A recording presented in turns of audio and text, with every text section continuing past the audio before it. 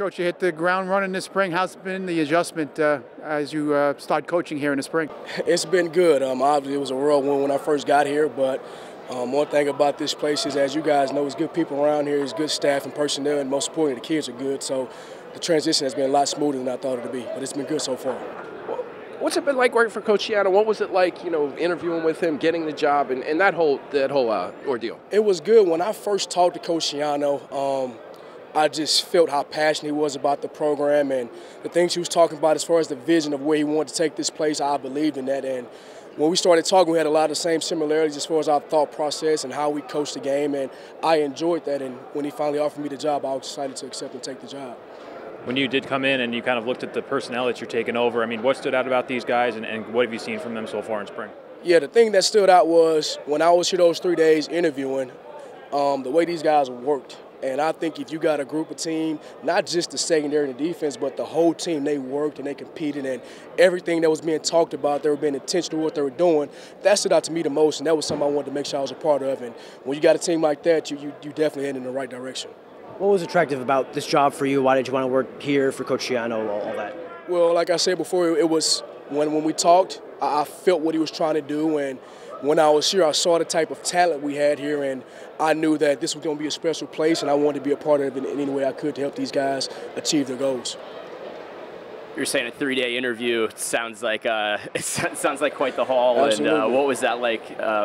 What was your kind of biggest takeaway? Is there something you remember from that? It was good. About me, when I interview, at the end of the day, it's just football, and it was more so getting around here, getting around the guys, the staff, and seeing if I fit in jail where. That was the biggest piece with me. And I think the first day I was here, I spent a lot of time with Coach Lascari, and it was great, And anytime you got guys that can connect and be on the same page and have the same vision, it makes the transition that much easier.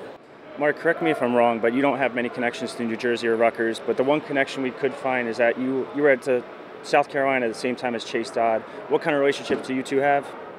Chase Dad is actually a mentor of mine, Coach Bobby Bentley, and me and Chase actually worked together for a couple months at the University of South Carolina.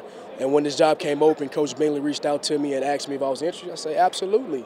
And once I talked to Coach Schiano, the rest was history. But great family, great people. I love them. Just to hit back on that 3-day interview thing, is that the longest of your career, or was that an oddball? It seems like an oddball to me. Absolutely. I didn't know I was going to be here that long. It's funny because I came here on a one-way ticket. I was like, well, I don't know when I'm going back. And we had started spring ball that Friday at Alabama.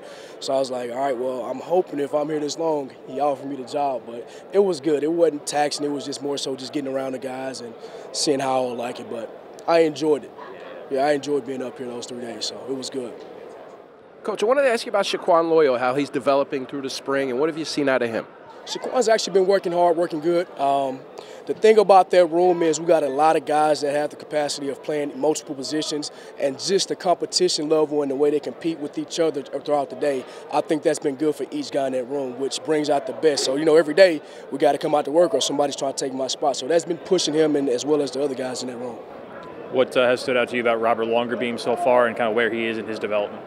So the thing about Beam is I call him the silent assassin. He don't say much, but he's been developing every single day. You can tell he's being more vocal now, and that's a challenge that we had to the whole room, that everybody needs to start being more vocal, being accountable, and that's one thing that Robert Longerbeam has stepped up doing. And the guys hold him accountable as well, which is always good. Coach, how fortunate to have Max, there and coaching him. What have you noticed? Yeah, the thing that Max does, he practices. You turn on the tape, he practices and he practices like it's a game. And in turn, you see everybody else, the whole group, they practice that same way. Coach has a saying, leaders lead. He's the first one in the drill, and now the next drill, everybody else is trying to get up front and trying to mimic what he's doing. So he's been an awesome pleasure to have in that room. But, again, we have a lot of guys in that room that can play for us. I think we got a room that a lot of people don't know about, and I'm excited to see them go play this fall. Mark, kind of building on that a little bit, last time you were a defensive backs coach at Utah State, you had 4 guys all conference. How would you compare that room to this year's room? Yeah, I think it's the same. The thing about that room is all those guys can play multiple positions as well as the guys we have here. And I think the biggest thing, if you got guys that are intentional in what they're doing, they care, they love the game, you can develop all conference players wherever you at. It's about teaching and also just demanding it out those guys. And I think we definitely have that in this room here.